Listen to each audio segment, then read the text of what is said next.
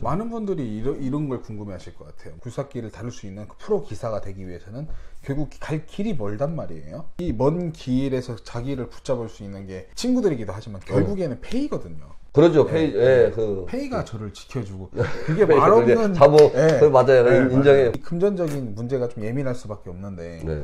연봉이나 이런 건 어떻게 될까요? 서울과 지방과의 차이도 있고 직업의 숙련도하고 경험하고 그것도에 대한 차이도 많이 있어요. 네. 그래서 딱히 꼬집어서 얘기할 수 없는 게 프리랜서로 뭐 최고 뭐 상위 클래스로 막 얘기하면은 너무 막 꿈 갖고 큰 희망을 주는 것 같은데 네. 최고 클래스가 되면은 금액으로 까놓고 얘기해서 네. 제 프리랜서로 할 수 있는 게 1년에 연봉을 따지면 3억까지는 가능해요. 1년에 3억이요? 프리랜서로? 네. 엄청나네요 정말. 총 매출이 그 정도 나오고요. 네. 그에 못지않게 노력과 그런 그쵸. 영업을 아는 사람은 또 이력도 안 되는 사람도 있고 회사에 소속된 사람들은 그 환경에서 똑같은 일만 하다 보니까 그 상위 클래스 되는 분들은 기본 월급에서 4천에서 5천 사이인 걸로 알고 있어요. 근데 그 과정까지가 멀다 뿐이지 충분히 할 수 있다는 거잖아요. 그렇죠. 충분히 자기가 1년이 됐든 2년이 됐든 네. 3년이 됐든 한 걸음만 듣다 보면은 어느 순간에 그 자리에 와 있으니까 너무 조급해 하지 말고 천천히 한 발 한 발 내딛다 보면은 그 목적지에 도달해 있을 겁니다. 그 목적지가 최종 목적지가 아니고 그쵸. 더 노력을 하다 보면은 더 높은 연봉도 받을 수 있고 더 높은 금액도 받을 수 있으니까.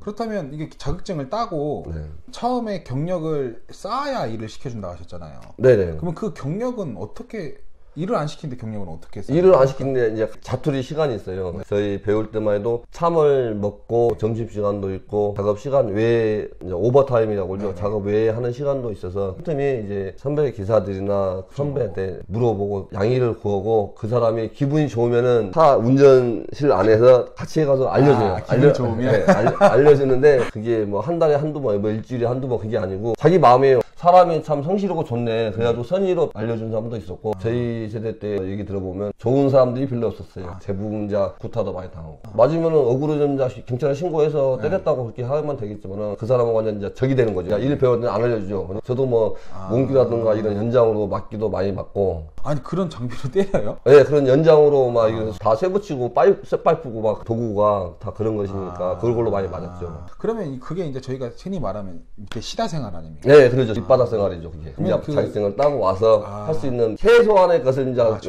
밟아 나가는 거죠. 지금은 이제 많이 시대가 많이 변했으니까 인식도 달라지고 많이 환경이 좋아졌죠. 안전도 확보가 돼 있고 배울 수 있는 방법도 많고 하고자 하는 의지만 있다고 하면은 그래서 할 수 있는 방법은 많죠. 그러면 내가 메인 기사가 될 수 있을 때가 보통 경력이 어느 정도 됐을 때 그렇게 통상적으로 이게 어디 자료에 나와 있다던가 뭐 어디 이건 1년 됐으면 너는 그 다음에 할 수 있어 이게 딱 정해져 있는 게 아니니까 사회적인 틀이 있는 게 아니니까 3년에서 5년 정도 하다 보면은 이게 어느 정도 올라가면 시야가 많이 넓어진다고 그러죠. 처음에는 할 줄 모르니까 이것만 보이는데 좀 더 하다 보면은 이게 시야가 점점 넓어지고 전체적인 현장이라든가 다 보이니까 그 사람들이 이렇게 할 수 있는 이제 여건이 되죠. 이렇게 눈에 보이니까 자 저 작업은 소장이라든가 작업 감독관들이 안 시켜도 아 저거 내가 할 수 있는데 지시는 안 했지만은 말하기 전에 하면 아 저 사람 눈썰미 있네 일 잘하네 그렇게 이제 인정을 받죠. 그렇게 되기 시작하다 보면은 이제 점점 안 보이는 벽이네요. 그렇죠. 안 보이는 벽이죠. 거기서 일을 하시면서 힘들었다거나 뭐 해프닝이나 이런 건 없나요?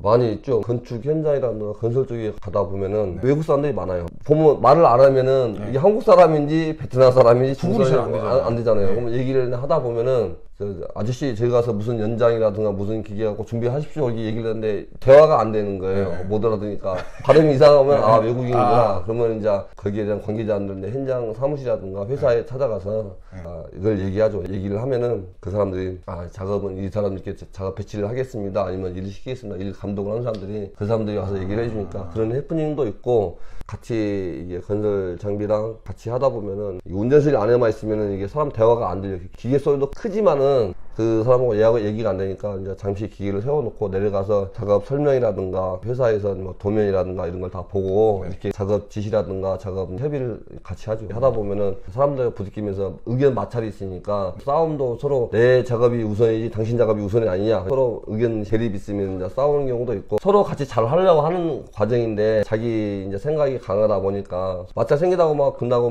막 주먹 싸움하고 막 그러면은 뭐 경찰서 가서 뭐 이렇게 서로 소송 걸고 그럴 일까지는 없고, 저녁 되면 그 사람들하고 만나서 그때는 죄송합니다 먼저 손을 내밀고, 아니면 그 사람이 먼저 가서 사과도 하고 뭐 사과도 너그럽게 받아주고 풀고, 그렇게 되면은 대인관계가 맺어지고, 그 다음에 가면은 더 이제 사장님 먼저 작업하십시오 이렇게 얘기를 하고, 사장님 먼저 해주셔야 우리가 뒤에 따라가겠습니다. 그런 게 좋은 그때는 또 그렇게 되는 거네요. 프로 이제 굴삭기를 다루는 프로로서 일을 하시다 보면은 굴삭기 기사라는 이 직업의 정말 좋은 장점, 그리고 그 반대하는 단점, 이런 게 있을 거 아니에요. 처음에는 하다 보면은 이 회사에 소속될 수밖에 없어요. 네, 이 회사에서 그렇죠. 들어가서 이제 이력서를 쓰고 채용이 되면은 거기서 작업 현장이라든가 투입이 돼서 일을 하다 보면은 그 회사도 한정돼 있어요. 그 지역이 한정돼 있고, 그 하는 일이 전기 회사라고 생각하면 전기 일만 하게 되고, 조경 회사라고 하면 조경 일만 하게 되고, 지루하죠. 근데 하다 보면 사람이 이제 지루하면 이제 이직을 이제 생각을 하죠. 조경 현장만 있다가 다른 일을 하고 싶어서 뭐 토목 현장에 가서 토목 일을 하면 새로운 환경이 바뀌니까 거기에 대한 집중도도 생기고 배우고 싶어하는 의지도 있는 사람 같은 경우는 이걸 더 좀 열심히 해서 이 종목도 괜찮겠다 싶어서 하게 되면은 그쪽 현장에서 또 일하고, 이제 하다 보면 또 이제 자기 사업을 기사로서만 아니고 이제 오너, 자기가 토목 장비를 사서 1인 기업이죠. 소상공인인데 사장도 하고 영업도 뛰어야 되고 결제도 받아야 되고 정비도 해야 되고 세무 회계라든가 그런 것도 다 해야 되니까, 사역 오역을 해야 되니까 그런 어려움이 있는 반면에 하다 보면은 이제 노하우가 쌓이고 인맥이 넓어지다 보면은 일감도 많이 생기고 오다라든가 그게 많이 들어오면은 일한 만큼 대가가 지불되니까, 이 건설 컨설팅이라고 말씀하는데 그런 컨설팅을 하다 보면요 성취도가 높고 하는 거에 비해서 보면 활동적인 사람들은 출전을 하고 싶어요. 회사 생활하면서는 이게 공장의 기계 뭐 비누 찍듯이 계속 그 일만 반복하잖아요. 그 일만 반복하는 게 아니고 다양한 일을 할 수 있으니까 이것도 하고 저것도 하고 굉장히 좋죠. 그래서 다른 직업에 비해서 보수도 높은 반면 자기 시간도 많이 할 수 있고. 그러면 장점이 합쳐서 이거네요. 저희가 어떤 회사에서 일하게 되면 똑같은 일만 하게 되는데, 굴삭기라는 것은 여기서도 쓸 수 있고 저기서도 쓸 수 있고, 그렇죠. 그러니까 유동적으로 바꿀 수도 있고, 그렇죠. 거기에 비해서 또 보수도 높고, 그리고 생각보다 자유롭고 자기 시간이 많고, 이것을 장점이라고 말씀을 해주셨고요. 그렇다면 단점은 뭐가 있을까요? 단점은 경기를 탄다고 해야죠. 사회적으로 우리나라도 이제 발전은 많이 됐지만은 이게 다른 쪽으로 발전이 되는 거예요. 사회적인 인프라 시설이라든가 SOC, 사회 기반 시설을 하는 사업보다 사람 복지, 노인이라든가 청소년, 청년 일자리 그런 복지 쪽을 많이 예산을 투입하다 보니까 이 건설 이쪽보다 사회 복지나 이쪽을 더 높게 평가를 하니까 이쪽에 많이 사람이 투입이 되고 이쪽 예산이 몰리다 보면은 일감도 없어지고 뭐 그런 경기가 많이 있으니까 경기에 많이 휘둘린다. 네, 경기를 많이 타고 프리랜서죠. 오너가 된다고 하면은 자기가 그때는 일감이 없고 뭐 일이 없으면 발로 뛰어야죠. 발로 뛰어서 영업을 해서 일감을 찾아서 일감이 있으면 이제 명함도 돌리고 정보를 습득해 해가지고 이쪽 계통의 일을 하면은 이쪽에서 전기보다 토목 쪽에 일이 많다더라. 그러면 관계된 사람 찾아가서 영업을 해서 명함도 돌리고 가서 식사도 가서 한번 하고, 일감이 없을수록 자기한테는 경제적인 돈벌이가 많이 안 되니까. 그럼 이렇게 되겠네요. 만약에 제가 기사고 어디 회사에 소속이 된다면은 그럼 고정적으로 나올 수 있죠. 근데 그것은 이제 경기를 안 타니까 그것은 좋죠. 그것은 이제 고정적으로 내 월급을 받는 월급쟁이가 될 수도 있는 반면에 제가 만약에 프리랜서가 된다면은 어떤 작업을 물었을 때 저한테 떨어지는 건 많지만 그것을 물기가 어렵다는 말씀이시죠? 비슷한 내용의 질문인데요. 자기가 일을 하다 보면은 그 사람 중복되는 경우가 많이 있어요. 뭐 혼자 할 수 없는 경우도 있고, 회사에서 소속된 사람은 그 일 뭐 자기가 그 일 굳이 안 하고 다른 이제 팀들이 있으니까 내가 할 수 있는 없는 부분을 그 사람이 해주니까 좋죠. 일을 하든 하든 이제 고정적으로 나오는 월급만 받으면 되니까. 근데 프리랜서는 내가 직접 안 해도 되지만은 내가 돈을 벌기 위해서는 내 경제적인 것을 얻기 위해서는 하면은 대가가 지불되니까. 그렇다면 지금까지 얘기만 들어서는 회사에 소속된 게 좋다고만 저는 느껴지거든요. 안정적이고 좋죠. 프리랜서는 왜 프리랜서는 돈의 갭의 차이가 많이 나죠. 회사에 생활했을 때보다. 네. 자기가 노력한 만큼 네. 이제 벌 수 있으니까 월, 분기, 연으로 따졌을 때 보면은 이 안정적인 수입을 원하시는 분들은 이제 회사에 소속해서 하는 게 낫고, 이제 모험이죠. 큰 돈을 벌고 싶다든가 더 큰 일을 하고 싶다 하는 사람들은 프리랜서로 전향을 하는 게 더, 방송이라든가 보면은 아나운서들도 그러잖아요. 이제 연봉이 5천이다 그러면은 한 달 450만 원밖에 안 버는 거예요. 근데 프리랜서로 뛰면은 이게 한 행사라든가 이렇게 저희도 똑같은 경우에 저희도 뭐 프리랜서 뛰다 보면 이 일도 하고 저 일도 하고 저 일도 하고 많이 하니까 하다 보면 그에 대한 대가가 지불되면은 그분들 연봉보다는 더 많이 버니까 그때부터 근데 개인 평판에 신경을 많이 써야 그러죠. 돈을 더 벌기 위해서는 노력을 해야 되겠죠. 그래야 뭐 자본주의 사회다 보니까 내가 가지고 있는 실력이라든가 내가 할 수 있는 능력을 남한테 보여줘서 인정을 받게 되면 그만한 대가는 회사 생활하는 소속돼 있는 사람보다는 더 많이 지불이 되니까. 프리랜서로. 네. 이 직업의 현재 상태는 어떻습니까? 예를 들어서 포화 상태라든가. 지금 우리 현 대한민국 사회에서 네. 포화 아닌 건 없어요. 다 포화인데 밑바닥, 시다. 네. 밑바닥 하는 사람들은 없어요. 또 젊은 사람들 우리나라 이제 학력이 고학력이 되다 보니까 그런 허드렛 일을 안 하려고 하죠. 그래서 외국인 노동자를 많이 고용을 하게 되고 밑바닥 생활을 해도 나쁜 건 아닌데 네. 사람들이 대우를 못 받는다고 하죠. 아, 저 사람은 허드렛 일, 밑바닥 일만 하다 아니야. 그런 게 인식의 차이인데 외국 같은 경우는 그러진 않거든요. 캐나다나 우리나라 경제적 수준이 그 비등비등할 거예요. 우리나라가 그냥 월급이라든가 뭐 일당이라든가 경제적인 지불 대가가 좀 틀려서 그런데 거기는 뭐 주급제를 해가지고 하는데 그 지인은 가서 겪어보니까 대우가 틀리더란 말입니다. 이게 우리나라로? 예, 인식이 이게 사람이 대우가 틀린 게 아니고 인식의 차이가 틀리죠. 우리 목수 못 파는 망치만 한다고 해도 그 사람 우리나라 사람들은 이렇게 큰 이게 저 사람이 사회적으로 막 높은 지위라고는 인정을 안 하잖아요. 그쪽 캐나다 쪽 사람들은 정치인이 됐던 목수가 됐던 청소부가 됐던 다 인식이 다 똑같더란 말입니다. 아, 다 평등하다. 네. 식당이나 어디를 가서도 그런 대우를 다 똑같이 받아요.